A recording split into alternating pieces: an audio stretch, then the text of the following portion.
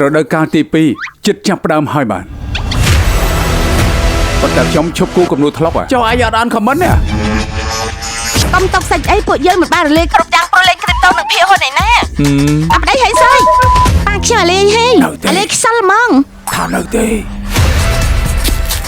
ខ្ញុំមិនអាចរលាយត្រឹមនេះទេត្រូវឲ្យពួកគេស្គាល់ថាខ្ញុំជានរណា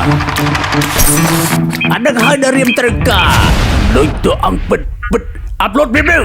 ក៏រត់តែអាប់ឡូតទៅធ្វើថ្លង់នោះភ្លាមក៏មានអក្រិតកម្មតែនោះផ្លែតើគេនោះជាគ្រូសច្ចាំងឬមកជាភេរវកអាចជួយឲ្យគេបាញ់យោ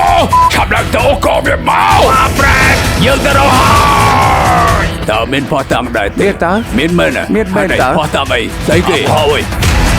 យើងគួរតែដាក់នុយបញ្ឆោតវាដាក់នុយយ៉ាងមិនហើយ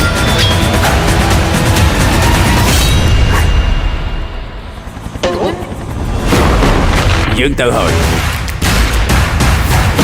យកចាំថ្ងៃព្រឹកមួយញ៉ៃធ្វើស្អីអើយចាស់មែនតែស្មោះ